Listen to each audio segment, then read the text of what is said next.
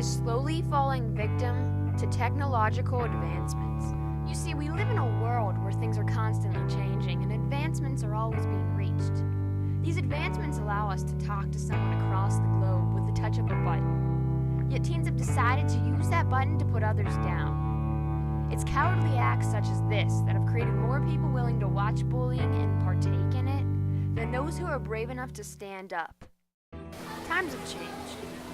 You see, bullying mutated from schoolyard teasing to an arsenal of non-stop torture.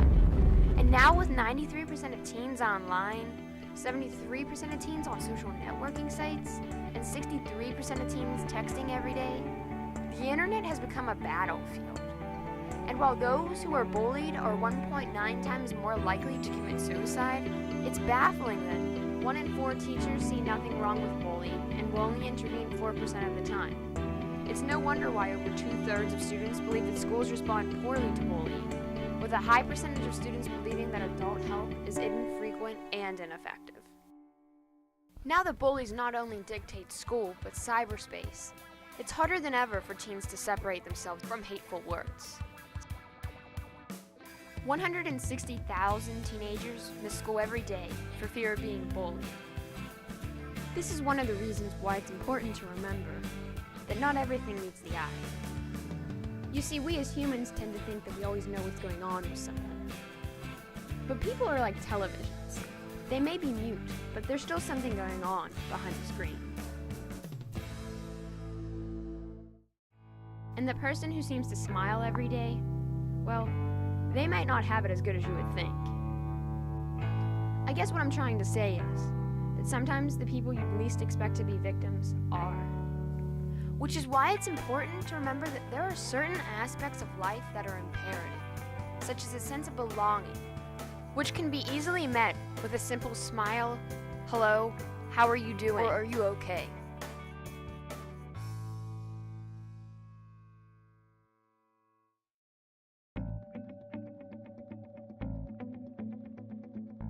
JFK once said, "It's not about what your country can do for you, but what you can do for your country." So why don't we take JFK's advice?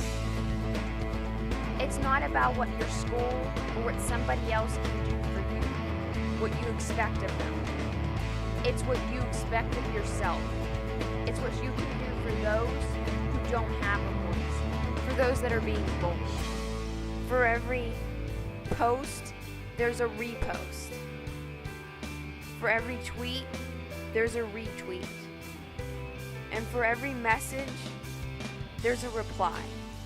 So I don't want to hear that there's no opportunity to change what has suddenly become a sort of epidemic. Because as long as cyberspace is alive, so is change. My name's Kristen Grom, and I propose that we rebuild what others and our peers have broken. Bullying ends now. Bowled over.